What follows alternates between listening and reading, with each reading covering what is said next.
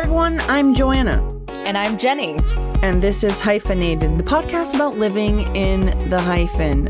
Jenny, today we're going to be talking about a contentious subject because I feel very differently about this subject than you do. Yeah, it's pretty wild. It's a wild subject. It's food. It's the concept of ingesting something for caloric value so that we continue living.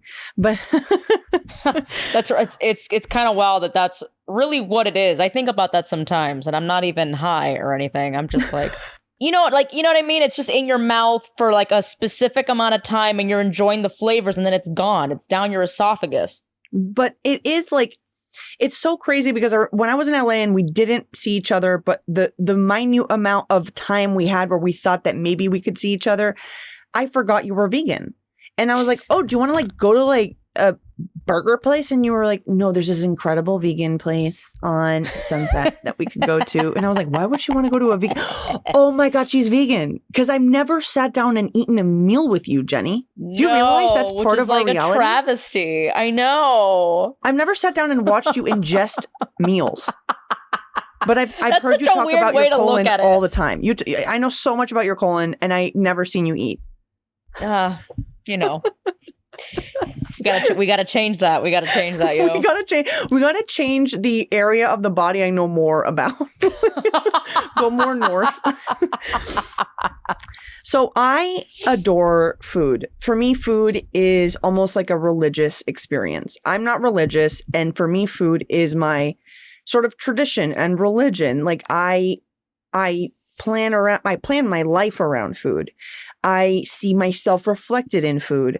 I love understanding cultures through food. When I travel somewhere, I make sure I eat in a place that reflects what that place is the most. Because for me, food is everything. I love everything about it, to the point where I literally did a food travel show for YouTube where I traveled Latin America and just ate food with another comedian who was also a foodie. And we just learned about culture through food. That's how much I fucking love it. Jenny, I plan my day around my dinner. I'm like, I wake up in the morning and I'm like, all right, what am I going to have today? Oh, I know what I'm going to do. I'm going to buy some cornichons. I'm going to get my sweet green, but that's not enough. I need like also maybe a side of Brussels sprouts. I need to balance it with something else. Like everything about a meal is almost like a procession for me. I've literally eaten anything. Anytime something's on the menu and they're like, you shouldn't order this. And I'm like, I will do it. Watch me. Like you are total reality TV material. Absolutely. I will eat a cockroach. Like I'll do it. Like if it's like an experience, I'll do it. Like food is, and I don't know where it comes from. I think a lot of it has to do that, you know, I grew up traveling a lot and my parents would never let me order from the kids menu ever. They'd be like, that is absolutely not allowed. You have to order something from the real menu.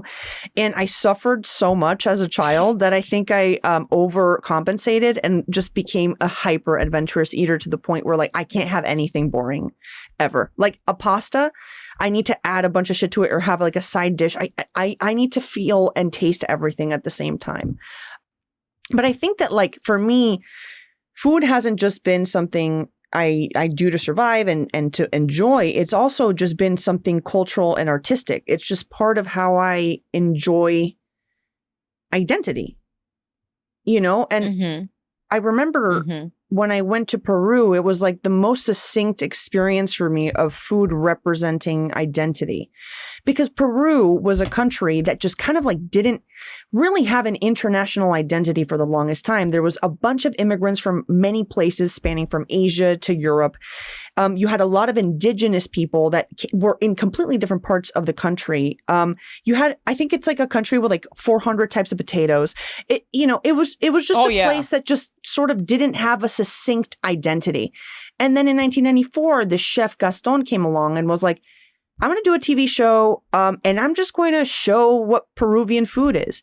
And, you know, there's sort of where Peruvian food became what it is, which is Peruvian food, which is ironically, Peruvian food is the most diverse food you can imagine. You have Chinese influence with arroz chaufa. You have Japanese influence with ceviche. You have Italian influence with how they like, you know, deal with their fish. It's the most melting pot experience in terms of cuisine. And that became their identity. A country that lacked identity sought their identity through cuisine. And even during their economic crisis, their food changed. And the history of the country is sort of reflected in their food.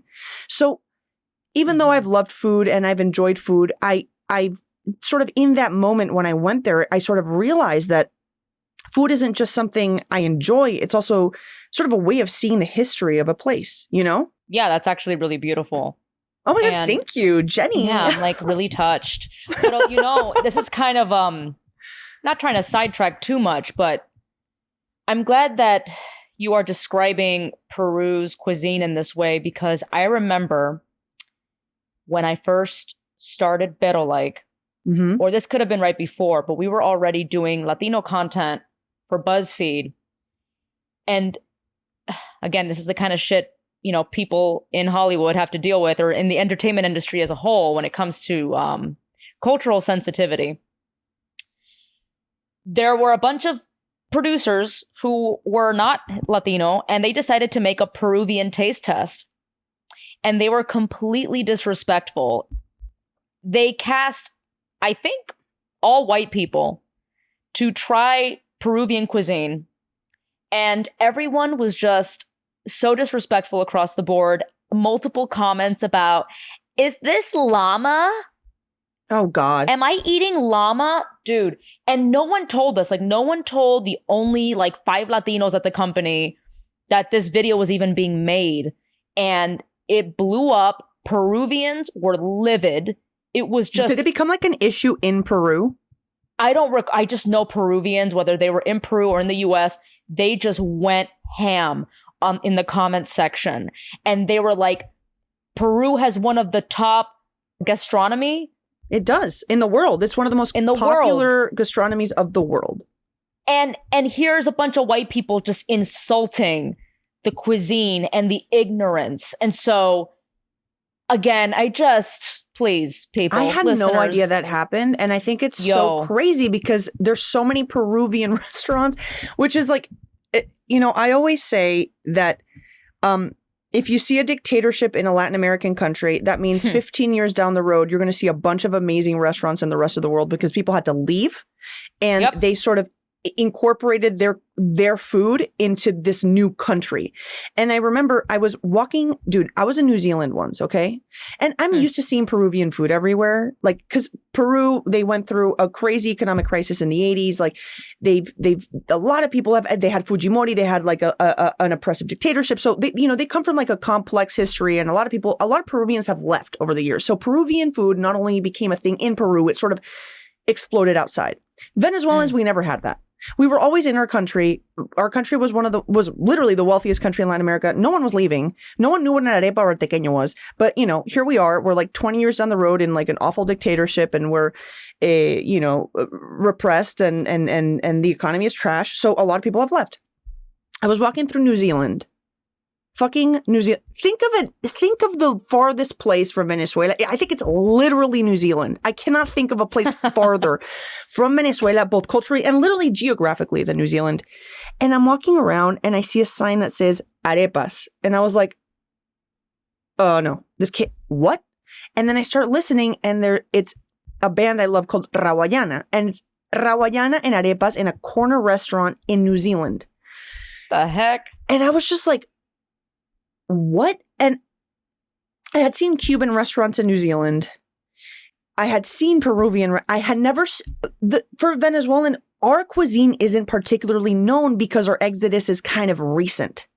And it was a shock to me because then I realized that was kind of the moment it was synthesized for me that like, oh, we're the new cuisine that's sort of exploding outside of our own country.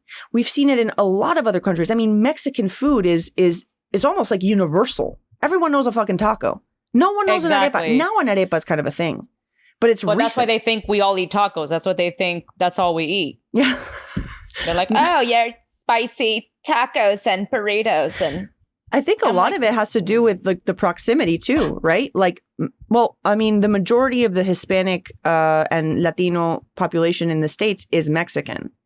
Yeah, and exactly. so much of the U.S. was Mexico. And Tex-Mex is this sort of subset of Mexican food that isn't even... When I went to Mexico, I was like, oh, burritos aren't Mexican. They don't exist. Burritos don't exist in Mexico. This is an American creation. Made. Yep. Not surprised. And it's like, burrito is something that was... It's a mix of American and Mexican cultures sort of melding together with time and creating something that fast food called burrito. But it isn't something originally from Mexico. You don't see burrito as like something on an item and tu es taco. It's an animal. Yeah. A tiny donkey is what it is. Mi burrito sabanero. Mi burrito sabanero.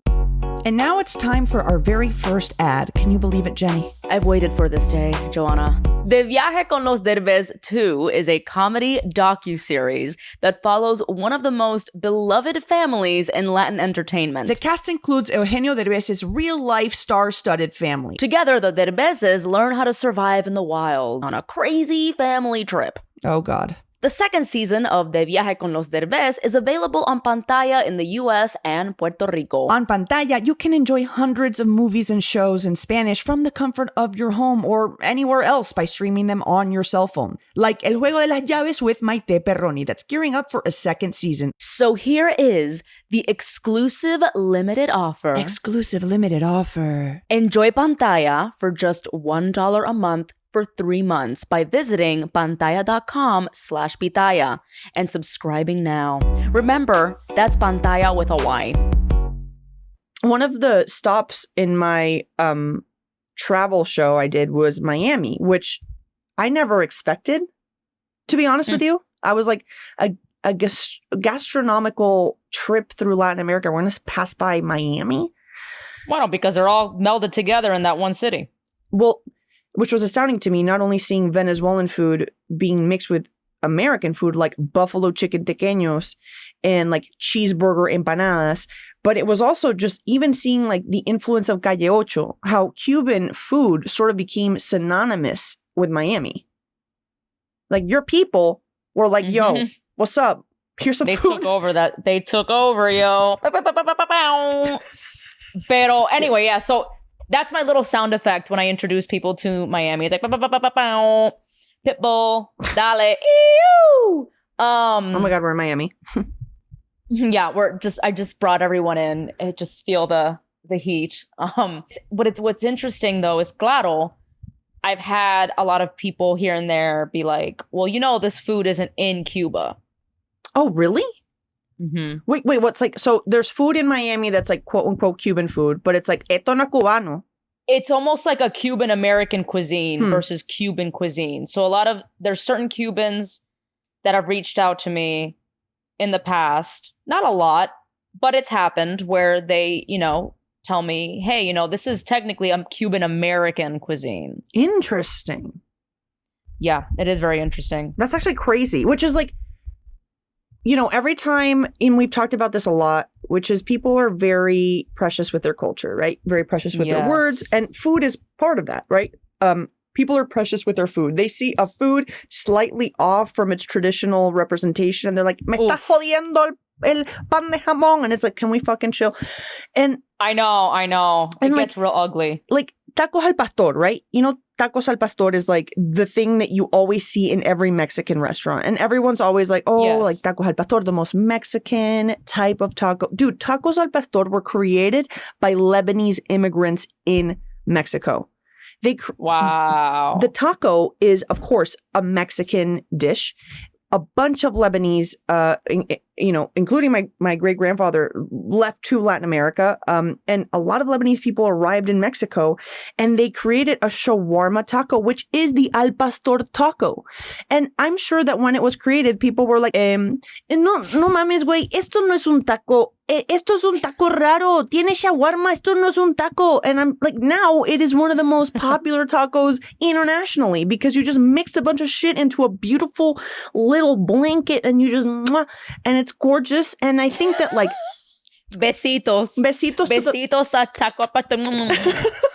Besitos to the taco, I just love that story because I thought like tacos al pastor were just like purely Mexican, and like it is purely Mexican. It was created on Mexican soil, but it incorporated the influence of immigrants. And I think that food is one of the clearest ways where we see culture mix and mash together to create something spectacular, which is food. But Jenny, you have a different relationship with food.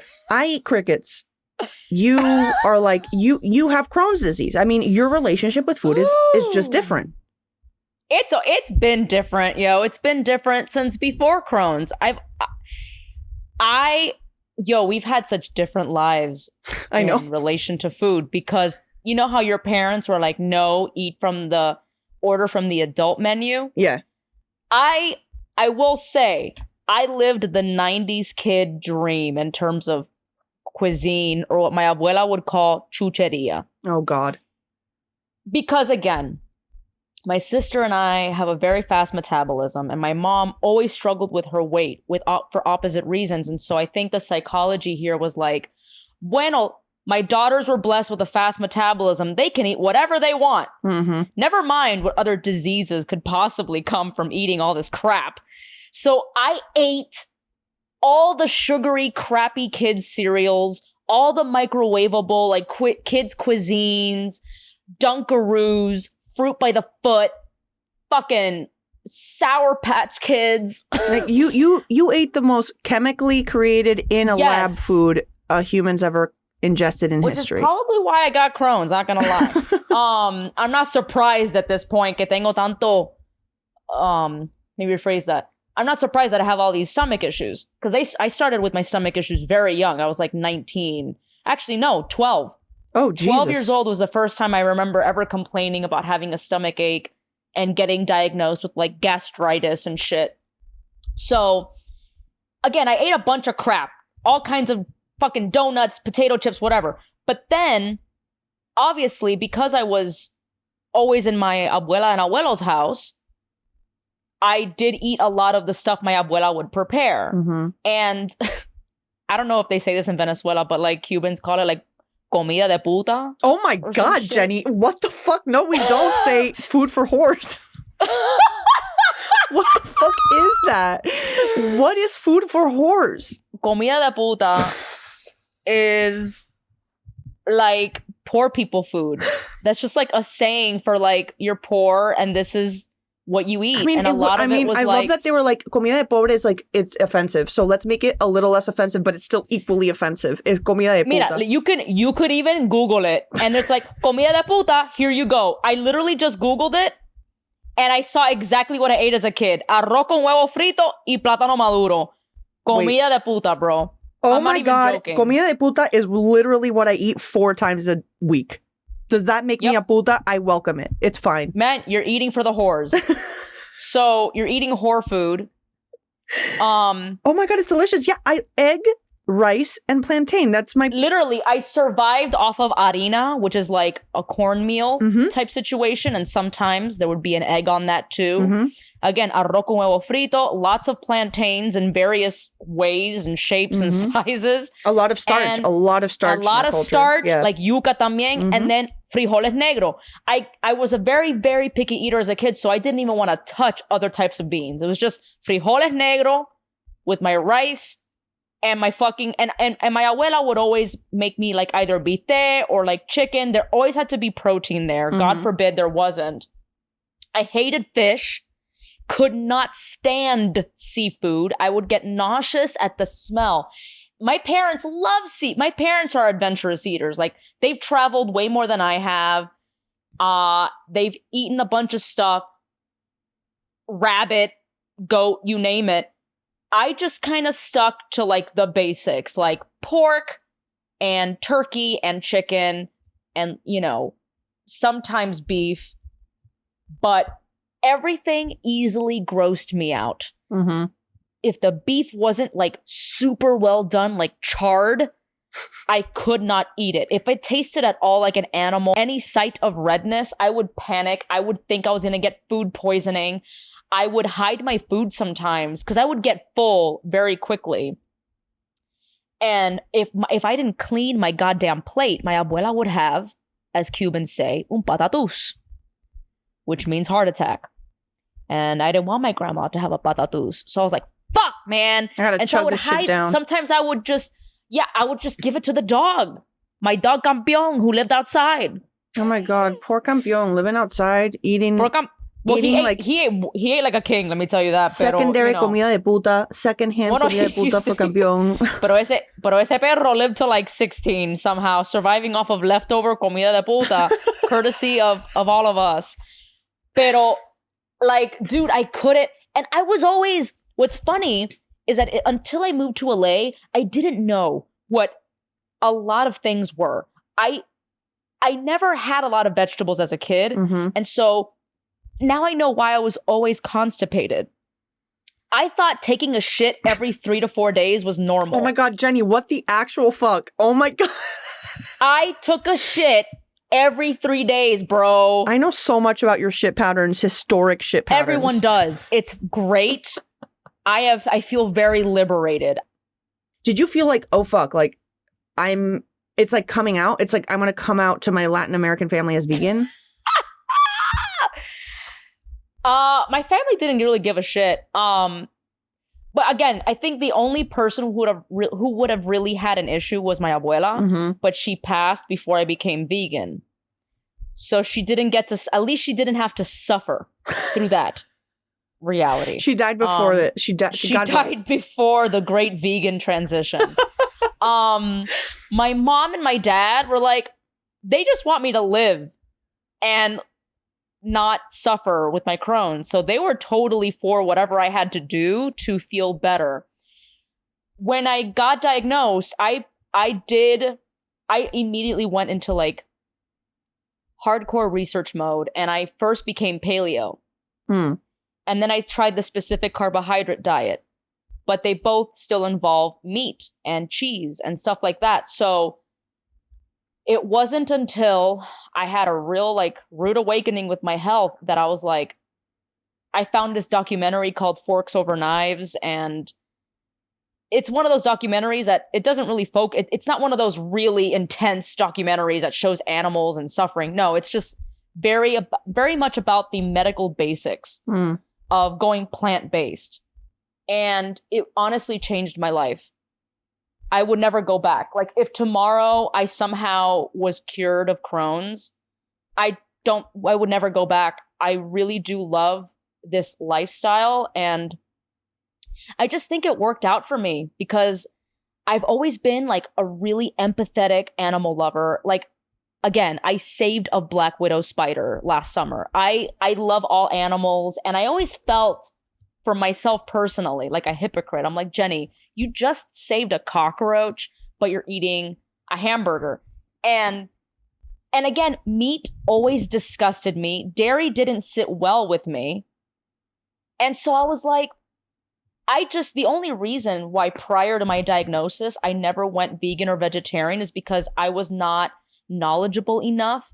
I used to think, like every other Latino, like, I'm gonna die if I go vegan, or la proteína. Yeah. Like, se morir por falta de proteína. Yeah. La proteína.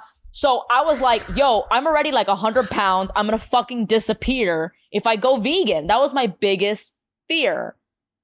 And then when I really went into it, I learned a lot. I have a plant-based gastroenterologist who's an activist on Instagram. She's very knowledgeable. I'm just surrounded by a lot of good, and living in LA.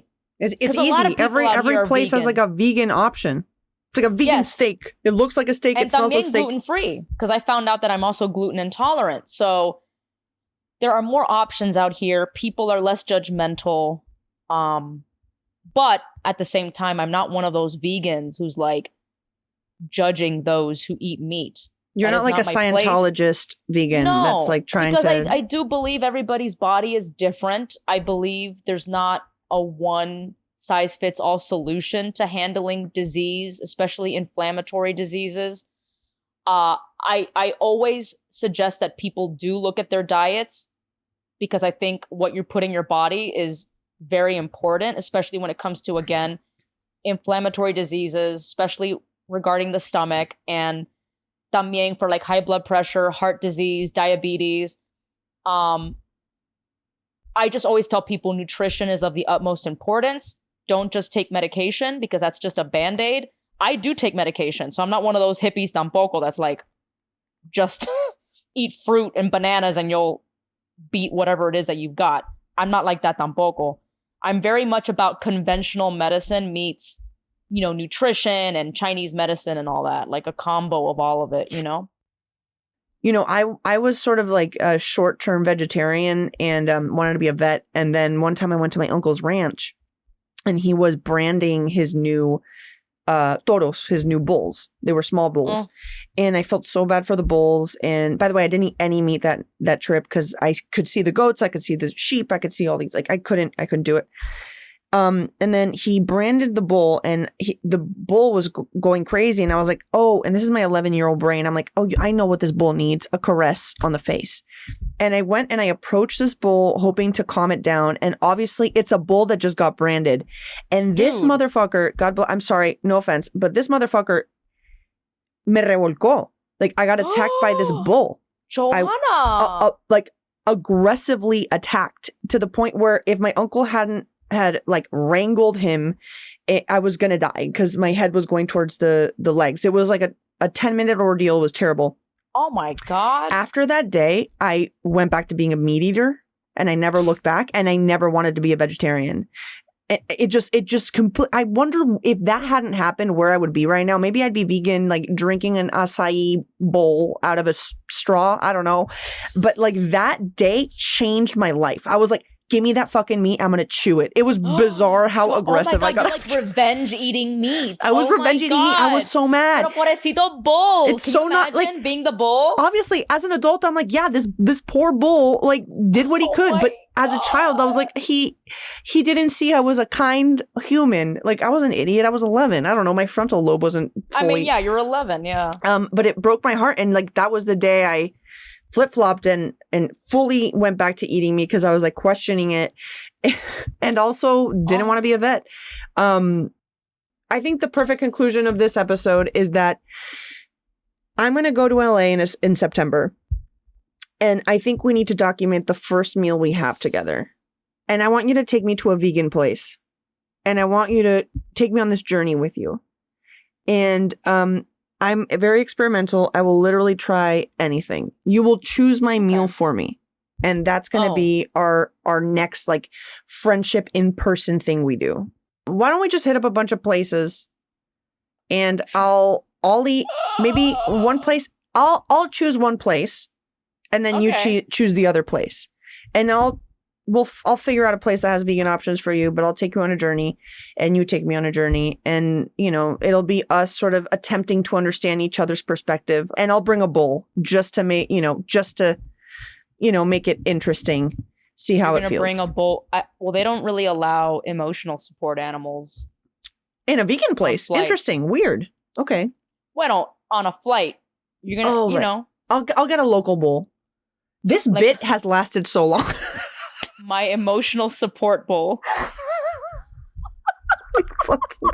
But listeners, tell us, are you more of a Joanna or a Jenny when it comes to you looking at the venue? Tell us on social media in the comments section or send us an email at hyphenated@pitaya.fm.